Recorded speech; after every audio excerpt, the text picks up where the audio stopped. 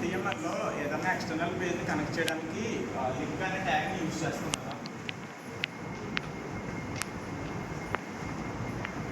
అంటే సిఎస్ఎస్ అయినా ఏదన్నా జేఎస్ అయినా మనం లింక్ చేయడానికి లింక్ అనే ట్యాగ్ యూజ్ చేస్తాం. ఇక్కడ హెచ్డిఎంఎల్ ఇంజెక్షన్ అంటే ఏంటంటే సంథింగ్, ఇప్పుడు మన వెబ్ పేజ్ని ఎవరన్నా హ్యాక్ చేయాలనుకున్నారనుకో, ఈ లింక్ని ఇప్పుడు మనం ఈ లింక్లో సంథింగ్ ఏదో ఒక లింక్ ఇచ్చామనుకో, మనకి సంథింగ్ ఎక్స్టర్నల్ పేజ్ ఏదో ఒక లింక్ ఇచ్చుకున్నప్పుడు ఒక హ్యాకర్ ఈ పేజ్ని హ్యాక్ చేయాలంటే ఈ లింక్కి తను ఏమైతే పేజ్ ఇవ్వాలనుకుంటుందో, ఏ వెబ్ పేజ్ అయితే ఇవ్వాలనుకుంటున్నాడో దాని లింక్ దీంట్లో ఇంజెక్ట్ చేస్తాడు. సో నువ్వు ఏం చేస్తావు, ఇప్పుడు వెబ్ పేజ్ నేను నార్మల్గా ఓపెన్ చేసుకున్నప్పుడు ఈ లింక్ని యాక్సెస్ చేసినప్పుడు నీ పేజ్ కాకుండా తను ఇంజెక్ట్ చేసిన హ్యాకర్ ఇంజెక్ట్ చేసిన పేజ్ అనేది మనకి వస్తుంది. సో దానివల్ల హ్యాకర్ అనుకున్నది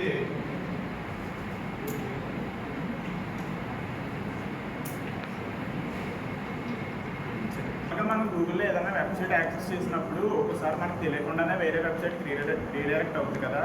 సో అది ఎందుకు అవుతుందంటే దీనివల్లే. లైక్ నార్మల్గా కొన్ని వెబ్సైట్లకి హ్యాకర్స్ ఆల్రెడీ ఇలాంటి ఒక హెచ్డిఎంఎల్ ఇంజెక్షన్ యూజ్ చేసి ఒక లింక్ని ఇన్సర్ట్ చేస్తారు.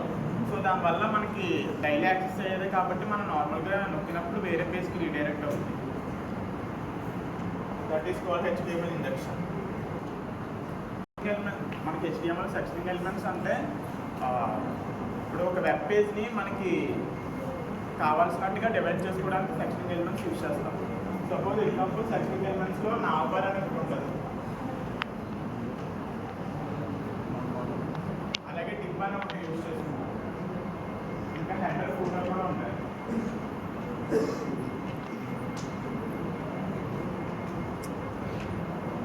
ఇవన్నీ మనం ఒక వెబ్ పేజ్ డిజైన్ చేసుకోవడానికి యూజ్ చేస్తాం. టిప్ అనుకో, ఒక వెబ్ పేజ్ మనం బ్లాగ్స్గా ఒక్కొక్క